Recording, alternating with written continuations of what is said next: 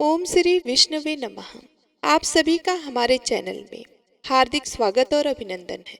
आज आप सुनेंगे कार्तिक मास महात्म का अध्याय 24। इसी के साथ आप सुनेंगे भगवत गीता का पाठ, विष्णु चालीसा का पाठ, तुलसी माता की कथा और तुलसी माता की आरती। राजा पृथु कहते हैं कि हे नारद जी, भीष्म पंचक व्रत कैसे प्रसिद्ध हुआ। तब नारद जी कहने लगे कि हे राजा पृथु, यह व्रत कैसे प्रसिद्ध हुआ वह सुनो। श्री कृष्ण ने भीष्म को इस व्रत का वृतांत कहा और भीष्म ने इस व्रत को किया। इसी से यह भीष्म पंचक व्रत कहलाया। जब पांडवों ने श्री कृष्ण को दूत बनाकर दुर्योधन के पास भेजा था, तब विदुर जी उनके पास आए। विदुर जी ने उनका बड़ा सत्कार किया, क्योंकि भगवान तो प्रेम से प्रसन्न होते हैं। धन, सूरवीरता और पंडित इनको नहीं देखते। जिस भगवान के पलक के इशारे से यह सारा संसार निर्मित तथा पोषित होता है और अंत में नाश को प्राप्त हो जाता है, देवता लोग भी जिनको जानने में असमर्थ हैं, वही भगवान अपने भक्त कुंती के पुत्रों का कार्य करने के लिए दूत बनकर आए। तब भीष्म जी भी उनका आगमन सुनकर उनसे मिलने आए। भीष्म जी का आगमन सुनकर भगवान कृष्ण ने उनको नमस्कार किया और फिर भीष्म जी कहने लगे कि भगवान, आप त्रिलोकी के नाथ हैं। ब्रह्मा आदि देवता भी आपकी माया को नहीं जान सकते। वहीं आप पांडवों के दूत बनकर आए हैं। ऐसा पांडवों के पास क्या वंशीकरण मंत्र है, जिनके प्रभाव से आप उनके इतने वशीभूत हो गए। हे कृपालु, आप सर्वज्ञ हैं, इसका कारण बताइए। आप तो समदर्शी हैं, किंतु आप श्रद्धालुओं को छोड़कर पांडवों के दूत तक बन गए। तब श्री कृष्ण हंसकर कहने लगे कि हे गंगा पुत्र, यद्यपि ये बहुत गुप्त बात है, फिर भी मैं तुमसे कहता हूँ, इन्होंने एक ऐसा व्रत किया है जो मुझको अति प्रिय है। उसी कारण मैं इनके वशीभूत हूँ। अब मैं तुम्हारे प्रश्न का उत्तर देता हूँ। पूर्व काल में उज्जैन नगरी में 5 ब्राह्मण थे, जिनके नाम कवि, सची, दंड, दंद और हंस थे। पांचों ही वेदों को जानने वाले, रूपवान, युवावस्था को प्राप्त होकर गंधर्व विद्या में बड़े ही प्रवीण थे। अनेकों राजसभाओं में गान विद्या दिखाते, अनेक देशों में घूमते और बहुत सा द्रव्य प्राप्त करते थे। एक समय वे मथुरापुर में सुवीर नाम के राजा के पास आए। संगीत कला में निपुण होने के कारण उन्होंने राज्यसभा में जाने की इच्छा की। वे 4 दिन तक उपवास करते रहे और फिर यमुना में स्नान करते रहे। फिर उसने कहा कि राजा की एक कादम्बरी नाम की स्त्री भोग पत्नी है। वे संगीत विद्या में अति निपुण, राग तथा कंठ में अति प्रवीण है। प्रतिदिन राजा के सामने नाचती और गाती है। ऐसा सुनकर जहाँ पर नृत्य ताल का शब्द होता था, उस स्थान के पास जाकर वे खड़े हो गए और राजा के पास आने जाने वालों से कहने लगे कि दुख की बात है, राजा के पास कोई नृत्य कला को जानने वाला नहीं है। बीड़ा में 2 तार ढीले हैं, तार बराबर नहीं है, बाजे में नृत्य शुद्ध नहीं है। इस प्रकार की बातें सुनकर किसी ने यह वृतांत जाकर राजा को सुना दिया। राजा ने पांचों को वहां पर बुलाया जहां पर कादम्बरी का नृत्य हो रहा था। वहां बुलाया और वे वहां जाकर राजा को आशीर्वाद देकर बैठ गए। कादम्बरी ने उनको संगीत कुशल जानकर विशेष नृत्य किया। जब उसने चक्र से ताल दिया तो उन ब्राह्मणों से रोकी गई। उसने चक्र ताल तोड़ दिया तो चक्र खंडित नहीं हुआ। इस पर कादम्बरी भी उनका गुण देखकर वे ब्राह्मण भी दुखित होकर बाहर आए और कादम्बरी भी लज्जित, काम वशीभूत होकर घर के अंदर उदासीन होकर रह गई। फिर चोरी से एक सखी को ब्राह्मणों के पास भेजा और उनको यह संदेश दिया कि तुम पांचों में से एक एक प्रतिदिन आकर मुझे अपनी विद्या और गुण दिखाओ। ग्राम से दूर उत्तरी कोण में यमुना के तट पर जन रहित लता सहित एक अनंत नाम तीर्थ है। वहां पर पांचों में से एक एक करके आना। मैं भी वहां पर आऊंगी और वीणा राग की कुशलता दिखाऊंगी। इसी प्रकार तुम भी क्रम से अपना अपना गुण दिखाना। वे सखी ऐसा कहकर चली आई। श्री भगवान कहते हैं कि हे भीष्म जी, एक ब्रह्मचारी जो कि मेरा भक्त था, वह दुष्ट संगति भय से गांव से अति दूर वहां रहता था। उन दिनों वह भी भीष्म पंचक व्रत करता और देवालय में मेरा पूजन करता था। उस दिन कार्तिक शुक्ल एकादशी का दिन था। तब उन ब्राह्मणों में से कवि नाम वाला ब्राह्मण वहां आया और कादम्बरी भी वहां मुनि के स्थान पर पहुंच गई। मुनि ने जैसी पूजा की, कवि ने भी उसी विधि से पूजा की। फिर बीना लेकर गान करने लगे। उनके गान से मुनि ने कोई क्रोध नहीं किया क्योंकि उसने अपना मन जीता हुआ था। मेरे आगे दोनों ही सारी रात तक गान और नृत्य करते रहे। मुनि को गोबर का आचमन करते देखकर कवि ने भी गोबर का आचमन किया। प्रातःकाल होते ही कादम्बरी राजा के पास गई। मुनि संगति से उसके सब पाप नष्ट हो गए थे। द्वादशी के दिन कवि अपना सब धन दान करके विरक्त हो गया। दूसरे दिन सची आया और उसने भी उसी दिन मुनि को देखकर हमारा पूजन किया और रात भर कादम्बरी के साथ नाच तथा गान करता रहा।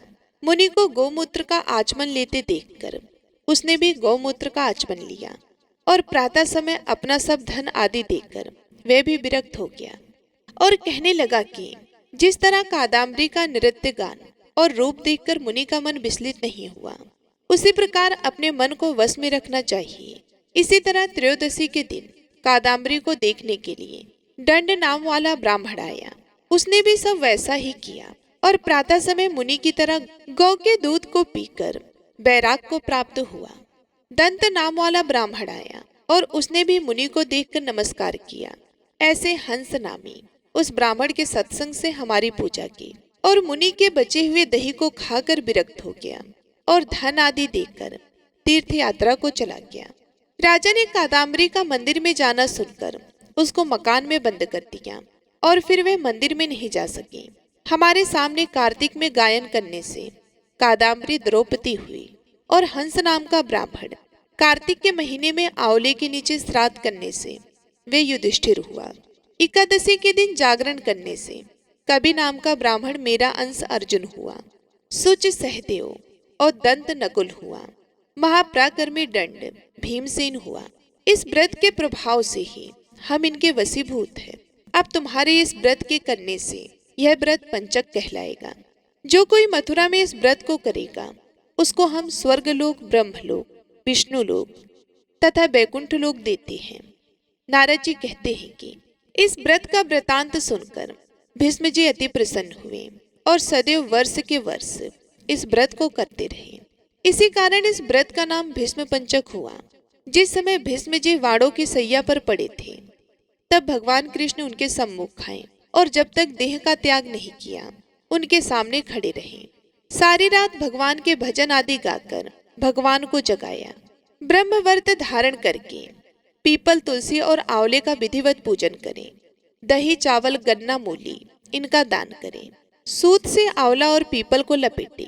पूर्णिमा के दिन श्राद्ध करें और श्रद्धा अनुसार ब्राह्मण को भोजन करा के दक्षिणा दे।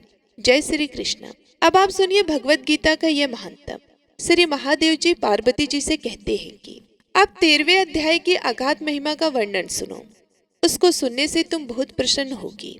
दक्षिण दिशा में तुंगभद्रा नाम की एक बहुत बड़ी नदी है। उसके किनारे हरिहरपुर नामक रमणीय नगर बसा हुआ है। वहाँ हरिहर नाम के साक्षात भगवान शिव जी विराजमान हैं, जिनके दर्शन मात्र से परम कल्याण की प्राप्ति होती है। हरिहरपुर में हरि दीक्षित नामक एक क्षत्रिय ब्राह्मण रहते थे, जो तपस्या और स्वाध्याय में संलग्न तथा वेद और विद्या में पारंगत विद्वान थे। उनकी एक स्त्री थी जिसे लोग दुराचारी कहकर पुकारते थे।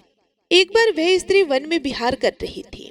उस समय एक व्याघ्र ने आकर उसे नख रूपी बाणों के प्रहार से पृथ्वी पर गिरा दिया। इस अवस्था में वे कठोर वाणी में चिल्लाती हुई बोली कि अरे व्याघ्र, तू किस लिए मुझे मारने को यहाँ आया है? पहले इन सारी बातों को बताओ, फिर मुझे मारना। उसकी यह बात सुनकर प्रचंड पराक्रमी व्याघ्र क्षण भर के लिए उसे अपना ग्रास बनाने से रुक गया और हंसता हुआ बोला, दक्षिण देश में मलाप नामक एक नदी है। उसके तट पर मुनिपार्णा नगरी बसी हुई है। वहाँ पंचलिंग नाम से प्रसिद्ध साक्षात भगवान शंकर निवास करते हैं। उसी नगरी में मैं ब्राह्मण कुमार होकर रहता था। नदी के किनारे अकेला बैठा रहता था और जो यज्ञ के अधिकारी नहीं है उन लोगों से भी यज्ञ कराकर उनका अन्न खाया करता था। इतना ही नहीं, धन के लोभ से मैं सदा अपने वेद पाठ के फलों को भी बेचा करता था। मेरा लोभ यहाँ तक बढ़ गया था कि अन्य भिक्षुओं को गालियां देकर हटा देता और स्वयं दूसरों को नहीं देने योग्य धन भी बिना दिए ही हमेशा लिया करता था। ऋण लेने के बहाने मैं सब लोगों को छला करता था। तदंतर कुछ काल व्यतीत होने पर मैं बूढ़ा हो गया। मेरे बाल सफेद हो गए, आंखों से सूझता नहीं था और मुंह के सारे दांत गिर गए। इतने पर भी मेरी दान लेने की आदत नहीं छूटी। पर्व आने पर प्रतिग्रह के लोभ से मैं हाथ में कुछ लिए तीर्थ के समीप चला जाया करता था।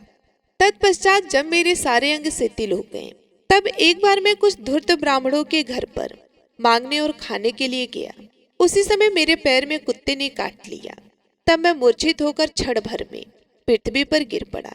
मेरे प्राण निकल गए। उसके बाद मैं इसी व्याघ्र योनि में उत्पन्न हुआ।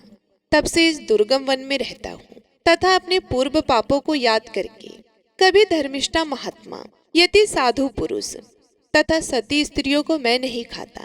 पापी दुराचारी तथा कुल्टा स्त्रियों को ही मैं अपना भक्षण बनाता हूँ। अतः कुल्टा होने के कारण तो अवश्य ही मेरा ग्रास बनेगी। यूं कहकर वह अपने कठोर नखों से उसके शरीर के टुकड़े टुकड़े करके खा गया। उसके बाद यमराज के दूत उस पापनी को वहां यमराज की आज्ञा से उन्होंने अनेकों बार उसे विषा और रक्त से भरे हुए भयानक कुंडों में गिराया। करोड़ों कल्पों तक उसमें रखने के बाद उसे वहां से ले जाकर 100 मानवंतर तक रक्त नरक में रखा। फिर चारों ओर मुख करके दीन भाव से रोती हुई उस पापनी को वहां से खींचकर दहना नामक नरक में गिराया।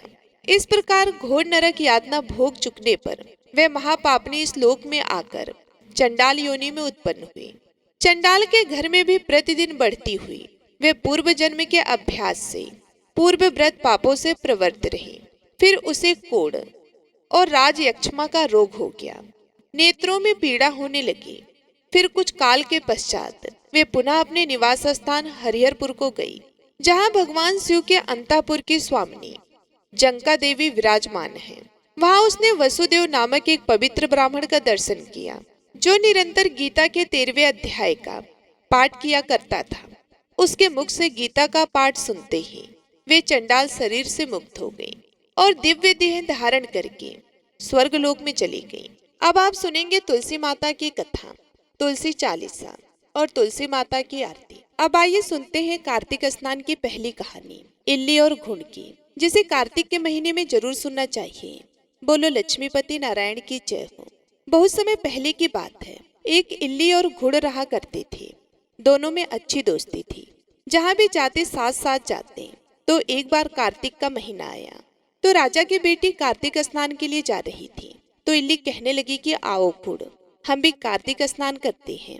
राजा की बेटी जाती है तो हम भी चले जाएंगे, क्या पता हमें भी पुण्य फलों की प्राप्ति हो। तो इल्ली की बात सुनकर घुड़ कहने लगा कि तू ही कार्तिक स्नान कर, मैं तो कार्तिक स्नान के बारे में कुछ नहीं जानता कि कार्तिक स्नान क्या होता है। इसके करने से मैं तो नहीं करूंगा। घुड़ के मना करने पर इल्ली एक बार तो उदास हो गई। सोचने लगी कि कार्तिक स्नान तो जरूर करना है। तभी उसके मन में एक विचार आया कि राजा की बेटी जाती है तो उसके पल्ले से लगकर चली जाऊंगी और उसी के साथ वापस आ जाऊंगी। मुझे अकेली जाना नहीं पड़ेगा। तो यह सोचकर वह तो बहुत ही खुश हुई। और दूसरे ही दिन राजा की लड़की जब स्नान करने के लिए जाती तो उसकी चुन्नी के पल्ले से लगकर वे इल्ली भी चली जाती। जब राजा की बेटी गंगा जी पहुंच जाती तो इल्ली उतरकर धीरे से गंगा स्नान करती और वापस आकर चुन्नी के पल्ले से लग जाती। इसी तरह इल्ली ने राजा की बेटी के साथ पूरे महीने कार्तिक स्नान किया। घुड़ से वे रोज आना कहती थी, पर घुड़ ने तो एक भी दिन जाकर कार्तिक स्नान नहीं किया। समय बीत गया। आयु पूरी होने पर दोनों मृत्यु को प्राप्त हो गए। इल्ली अपने दूसरे जन्म में कार्तिक स्नान के पुण्य प्रताप से राजा के घर में जन्म लिया और घुड़ राजा के घर का गधा बन गया। अब राजा की बेटी खूब लाड प्यार के साथ पलने बढ़ने लगी। समय के साथ वे बड़ी हुई तो राजा ने अपनी बेटी का विवाह खूब सारा दान दहेज देकर अपनी बेटी को विदा किया। तो बेटी ससुराल जाने लगी तो उसने अपने पालकी रुकवाकर और राजा से कहने लगी कि पिताजी, मुझे तो ये गधा चाहिए। तो अपनी बेटी के मुंह से इस तरह की बात सुनकर राजा को बड़ी ही हैरानी हुई। राजा कहने लगी कि बेटी, तुम चाहे तो धन और दौलत ले जा, पर इस गधे को मत लेकर जा। लोग क्या कहेंगे कि राजा के घर से आई है और दहेज में गधा लेकर आई है। पर राजा की बेटी तो अपनी जिद पर अड़ी रही। कहने लगी कि पिताजी, मुझे और कोई दान दहेज नहीं चाहिए, मुझे तो बस ये गधा दे दो, सब कुछ मिल जाएगा। राजा को आखिर अपनी बेटी के आगे झुकना पड़ा और उस गधे को रथ से बंधवा दिया। अब गधा तो रथ के साथ तेज तेज दौड़ने लगा और इस तरह राजा की बेटी अपने ससुराल पहुंच गई। वहां पर खूब लोग इकट्ठे हुए थे। देखने आए थे कि राजा के बेटे की बहू कैसी है। पर जब लोगों ने रथ में गधा बंधा हुआ देखा तो सभी लोगों को बड़ा ही आश्चर्य हुआ और कहने लगे कि देखो, राजा के घर से आई है और गधे को लेकर आई है। पर वे कुछ नहीं बोली। राजा और उसके बेटे को भी बड़ी ही हैरानी हो रही थी कि बहू गधे को लेकर क्यों आई है। फिर रथ से खोलकर गधे को महल के नीचे बंधवा दिया। अब रोजाना राजा की पुत्र वधू घर का काम जल्दी जल्दी निपटाती और नीचे उतर के आती और उस गधे से बातें करने लगती। जब लड़की नीचे आती तो गधा कहता कि मुझे पानी पिला दे, तो वह लड़की कहती कि मैंने तुम्हें पहले ही कहा था कि कार्तिक स्नान कर ले, पर तूने तो मेरा कहना नहीं माना। तू तो बोलता था कि मैं तो कार्तिक स्नान नहीं करूंगा और ना ही मैं व्रत करूंगा। मैं तो बाजरा खाऊंगा और ठंडा ठंडा पानी पीऊंगा। अब बाजरा खा और ठंडा ठंडा पानी पी। मेरे साथ कार्तिक स्नान कर लेता तो तेरी ये हालत नहीं होती। एक दिन राजा ने अपने पुत्र वधू को गधे के साथ बातें करते हुए सुन लिया, तो उन्होंने अपने राजकुमार को बुलाकर सारी बात बताई। तो राजकुमार ने आकर अपनी पत्नी से कहा कि आप मुझे सारी बात बताओ। तब रानी बनी उस लड़की ने कहा कि स्वामी, मैं पिछले जन्म में इल्ली थी और जो ये गधा है ये घुन था। तब मैंने इससे कहा था कि कार्तिक स्नान कर ले, पर वे नहीं माना और मैं राजा की लड़की के पल्ले से लगकर पूरे महीने कार्तिक स्नान किया था। तो कार्तिक स्नान के पुण्य प्रताप से राजा के घर में जन्म लिया और राजा के घर में ही बहू बनकर आई हूँ। तब राजा के बेटे ने सुना कि कार्तिक स्नान का इतना पुण्य प्रताप होता है, तो उसने अपने पिताजी को कार्तिक स्नान के पुण्य फल के बारे में बताया और कहा कि पिताजी, आप हमें आज्ञा देके हर साल हम दोनों पति पत्नी जोड़े से कार्तिक स्नान करें। तो राजा अपने बेटे की बात सुनकर बहुत ही खुश हुआ और उन्हें कार्तिक स्नान करने की इजाजत दे दी। फिर राजा का बेटा और उसकी पत्नी हर साल कार्तिक के महीने गंगा जी जाकर कार्तिक स्नान किया करते थे और फिर पंडितों को भोजन करवाकर खूब दान पुण्य भी किया करते थे।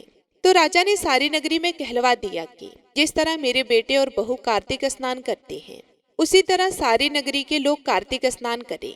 तो सारे लोगों ने अपने राजा की आज्ञा मानकर कार्तिक स्नान किया और स्नान किया हुआ पानी उस घुन पर डाला जो गधा बना हुआ था, जिससे वे मोक्ष को प्राप्त हुआ।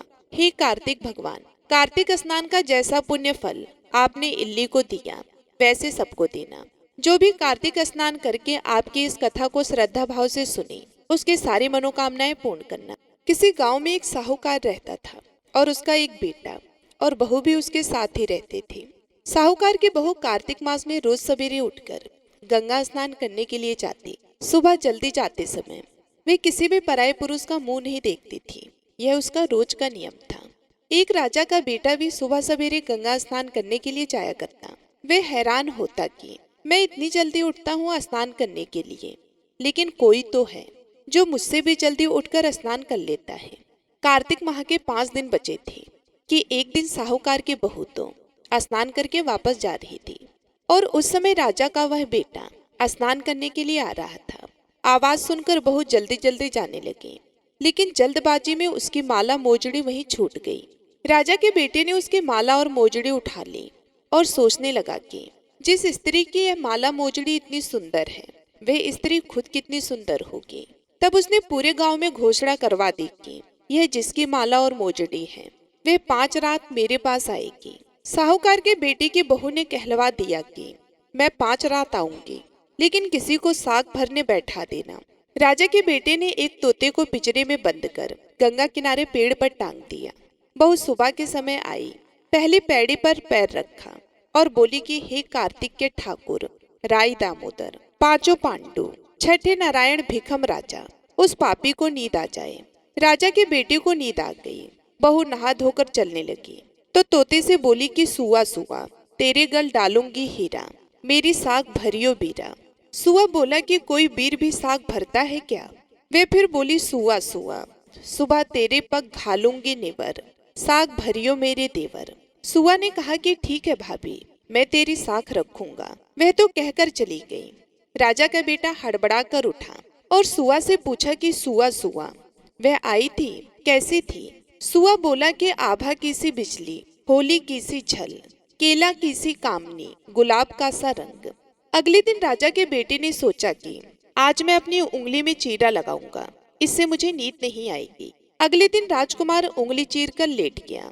वह आई और भगवान से उसी तरह प्रार्थना करने लगी और राजकुमार को फिर से नींद आ गई। वह स्नान करके फिर से वापस चली गई। सुबह राजकुमार ने तोते से फिर पूछा तो उसने वही सारी बातें दोहरा दी। अब राजकुमार बोला कि मैं आज रात में आंखों में मिर्ची डालकर बैठूंगा। रात में वह मिर्ची डालकर बैठ गया। बहू फिर आई और प्रार्थना की, जिससे उसे फिर से नींद आ गई। राजकुमार ने तोते से बहू के आने की बात पूछी। उसने फिर से वही बात बता दी। राजकुमार अब फिर सोचने लगा कि आज मैं बिना बिस्तरे के ही बैठूंगा, और रात को बिना बिस्तरे के बैठ गया। जब वह स्नान करने आई तो उसने फिर से भगवान से प्रार्थना की और राजकुमार को नींद आ गई। जब वह नहाकर जाने लगी तो आंखें बंद करके चली गई। राजकुमार जब उठा तो वह जा चुकी थी। राजकुमार फिर सोच में पड़ गया और सोचने लगा कि आज मैं अंगीठी जलाकर बैठूंगा, जिससे कि नींद नहीं आएगी। फिर वे रात को अंगीठी रखकर बैठ गया। साहूकार की बहू आई और वे भगवान से प्रार्थना करने लगी कि आपने 4 रातें तो निकाल दी, अब यह रात और निकाल दो। भगवान ने उसकी बात रख ली और राजकुमार को नींद आ गई। जब वे नहाकर जाने लगी तो तोते से बोली कि इस पापी को कह देना कि 5 रातें पूरी हो चुकी हैं। वह मेरे मोतियों की माला मेरे घर भिजवा दे। सुबह राजकुमार की आंखें खुली तो उसने तोते से पूछा कि क्या वह आई थी। तो तोते ने कहा कि हाँ, वह आई थी और उसने अपनी माला मंगवाई है। यह सुन राजकुमार सोचने लगा कि वह तो सच्ची थी, तभी तो भगवान ने भी उसका सत्य रखा।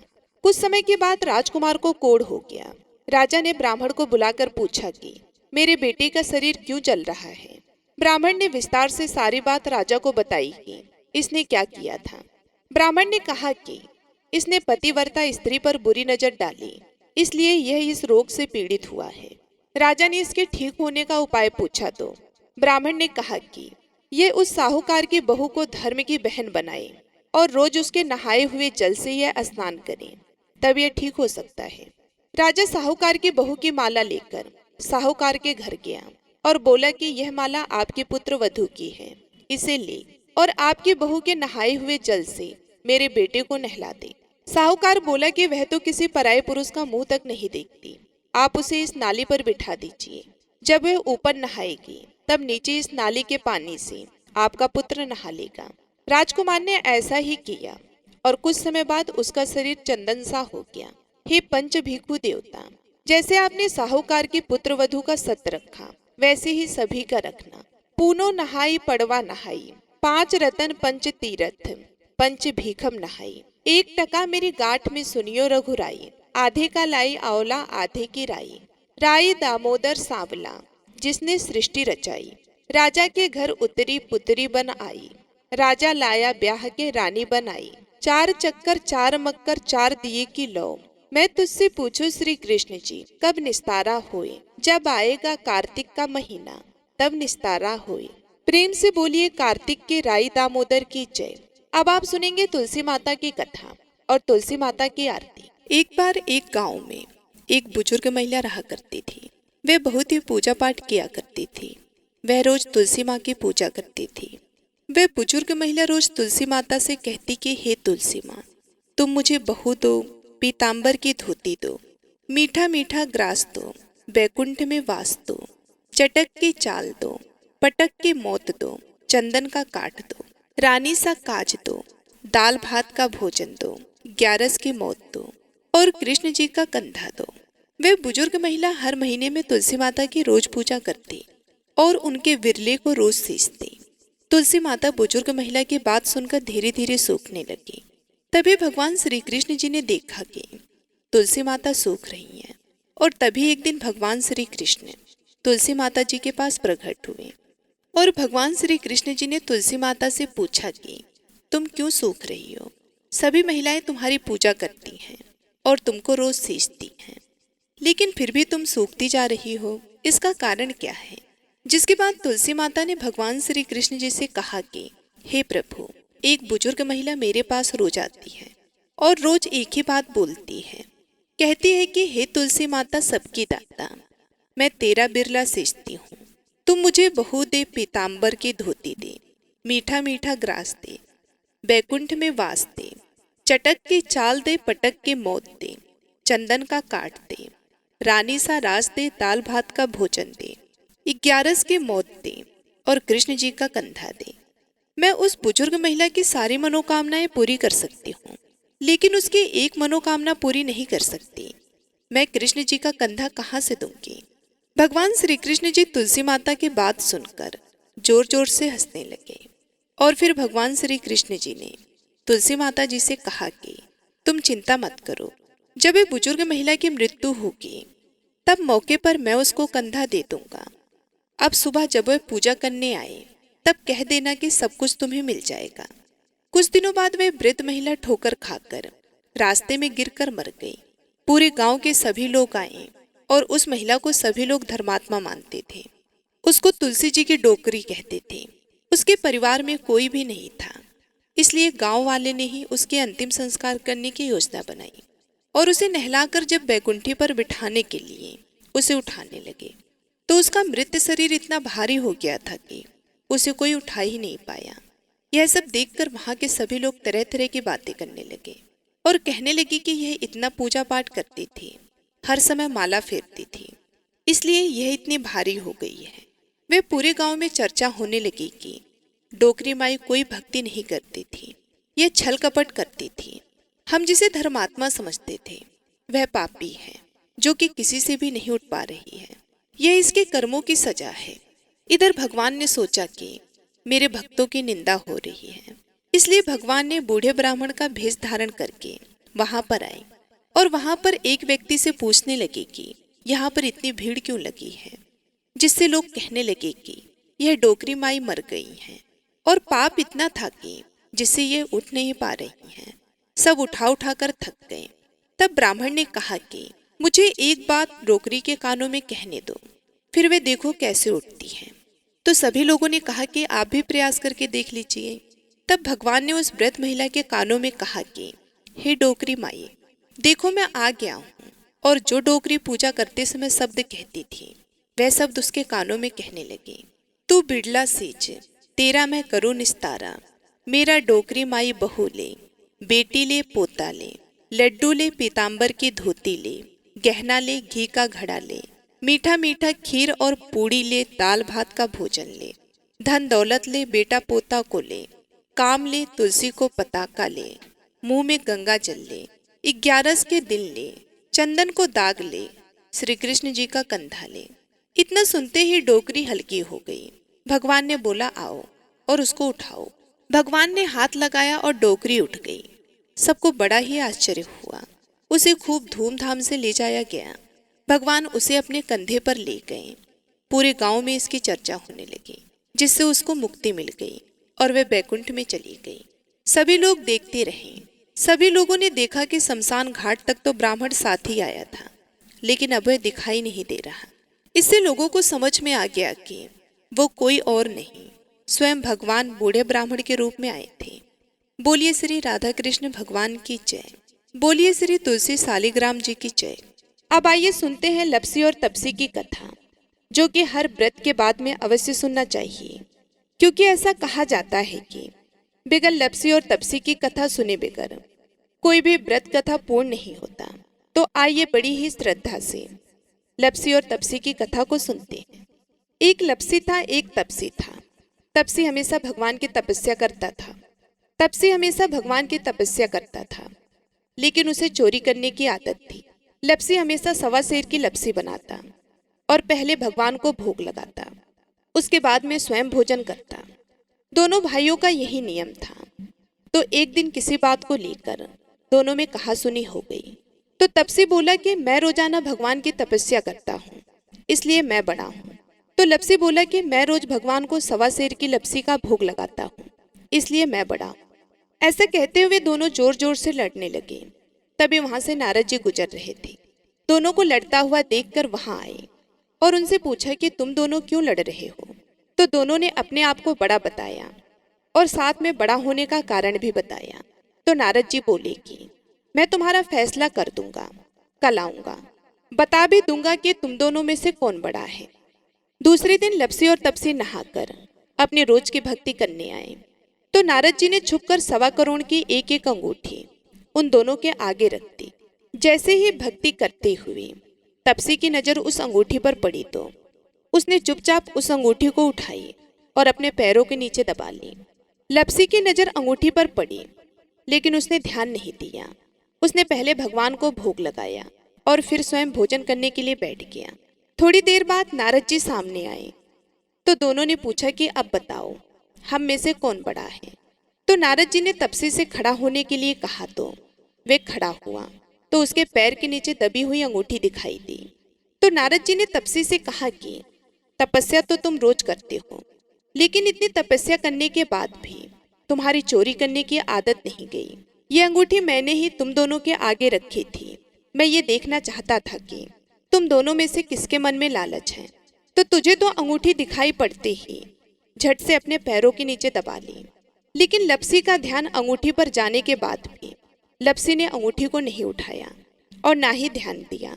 उसने सिर्फ अपने भगवान जी में ध्यान रखा, उन्हें भोग लगाया और बाद में स्वयं भोजन करने लगा। इसलिए लपसी बड़ा है और तुम्हें तुम्हारी तपस्या का कोई भी फल मिलने वाला नहीं है। जितनी चाहे मर्जी तुम तपस्या कर लो, तुम्हें इसका कोई भी फल नहीं मिलेगा। तो तपसी को यह सुनकर बहुत ही दुख हुआ और वे शर्मिंदा होकर नारद जी से माफी मांगने लगा और कहने लगा, आज तक की मेरी गलती माफ करो और मुझे बताओ कि मेरी तपस्या का फल कैसे मिलेगा। आज के बाद कभी भी मैं चोरी नहीं करूंगा। तो नारद जी ने कहा कि यदि कोई गाय और कुत्ते को रोटी नहीं बनाएगा तो उसका फल तुझे मिलेगा। यदि कोई आदमी ब्राह्मण को भोजन करवा कर उसे दक्षिणा नहीं देगा तो उसका फल भी तुझे ही मिलेगा। अगर किसी को सूत वाली साड़ी अगर हम देते हैं, उसके ऊपर अगर भेंट स्वरूप कुछ रुपए नहीं देंगे तो उसका फल भी तुझे ही मिलेगा। अगर कोई व्यक्ति दिए से दिया जलाएगा तो उसका फल भी तुझे ही मिलेगा। अगर कोई औरत आंगन लीप कर चौका नहीं लीपेगी तो उसका फल भी तुझे ही मिलेगा। यदि कोई व्रत कथा में सारी कहानी सुन ले लेकिन तुम्हारी कहानी ना सुने तो उसका फल भी तुझे ही मिलेगा। उस दिन से हर व्रत कथा और कहानी के साथ लपसी और तपसी की कहानी कही और सुनी जाती है। आइए अब सुनते हैं तुलसी चालीसा। जय जय तुलसी भगवती सत्यवती सुखदानी, नमो नमो हरि प्रियसी श्री वृंदा गुण खानी। श्री हरि शीस विरजनी देहु अमर वरम, जनहित हे वृंदावनी अब ना करहु बिलम। धन्य धन्य श्री तुलसी माता, महिमा अगम सदा श्रुति गाता। हरि के प्राणहु से तुम प्यारी, हरहि हेतु कीनो तप भारी। जब प्रसन्न है दर्शन दीनो, तब करि जोरि विनय उस कीनो। हे भगवंत कंत मम हो, दीन जानि जन छाड़ो मोह। सुनी लक्ष्मी तुलसी की बानी, दीनु श्राप कद पर आनी। उस अयोग्य वर मांगन हारी, हो बिटप तुम जड़ तनुधारी। सुन तुलसी हो स्रवते ही ठामा, करहु वास तुहु नीचन धामा। दियो वचन हरि तब तत्काला, सुनहु सुमुख जनि हो बिहाला। समय पाई व्यवहरो पति तोरा, पूजहु आस वचन सत मोरा। तब गोकुल मह गोप सुदामा, तासु भई तुलसी तू बामा। कृष्ण रास लीला के माही, राध सक्यो प्रेम लखि नाही। दियो श्राप तुलसी तत्काला, नर लोकहि तुम जन्महु बाला। यो गोप वह दानव राजा, शंख चूड़ नामक सिर ताजा। तुलसी भई तासु की नारी, परम सती गुण रूप अगारी। अस दे कल्प बीत जब गयऊ, कल्प तृतीय जन्म तब भयऊ। वृंदा नाम भयो तुलसी को, असुर जलंधर नाम पति को। कर अति द्वंद अतुल बल धामा, लीन शंकर से संग्रामा। जब निज सैन्य सहित शिव हारे, मरहि न तब हर हर ही पुकारे। पतिव्रता वृंदा थी नारी, को न सके पतहि संघारी। तब जलंधर ही भेष बनाई, वृंदा ढींग हरि पहुँचो जाई। शिव हित लय कर कपट प्रसंगा, कियो सतित्व धर्म तो ही भंगा। भयो जलंधर कर संघारा, सुनि उर शोक भयो उपारा। ते छड़ दियो कपट हरि टारी, लखी वृंदा दुख गिरा उचारी। जलंधर जस हत्यो अभिभीता, सोई रावण तस हरि ही सीता। अस प्रस्तर सम हृदय तुम्हारा, धर्म खंडी मम पत ही संघारा। यही कारण लहि श्राप हमारा, होवे तनु पसाण तुम्हारा। सुनि हरि तुरत ही वचन उचारे, दियो श्राप बिना विचारे। लख्यो ना निज करतूति पति को, छलन चाहो जब पार्वती को। जड़ मत तू अस हो जड़ रूपा, जगमह तुलसी बिटप अनूपा। धग्वे रूप हम साली ग्रामा, नदी गंड के बीच ललामा। जो तुलसी दल हम ही चढ़ई है, सब सुख भोग परम पद पई है। बिन तुलसी हरि चलत शरीरा, अतिशय उठत शीस उर पीरा। जो तुलसी दल हरि सिर धारत, सो सहस्त्र घट अमृत डारत। तुलसी हरि मन रंजनिहारी, रोग दोष दुख भंजनिहारी। प्रेम सहित हरि भजन निरंतर, तुलसी राधा में नहीं अंतर। व्यंजन हो छपनौ परकारा, बिन तुलसी दल न हरहि प्यारा। सकल तीर्थ तुलसी तरु छाही, लहत मुक्ति जन संशय नाही। कवि सुंदर इक हरि गुण गावत, तुलसी निकट सहस गुण पावत। बसत निकट दुर्वासा धामा, जो प्रयास ते पूर्व ललामा। पाठ करहि जो नित्य नर नारी, होहि सुख भासै त्रिपुरारी। तुलसी चालीसा पढ़ी, तुलसी तरु ग्रह धारी। दीप दान करि पुत्र फल, पावै बंधु नारी। सकल दुख दरिद्र हरि, हार है परम प्रसन्न। असि है धन जन लड़ही ग्रह, बसहि पूर्णा अत्र। लाहि अभिमत फल जगत, महलाई पूर्ण सब काम। जहि दल अर्पहि तुलसी तह, सहस बसहि हरि राम।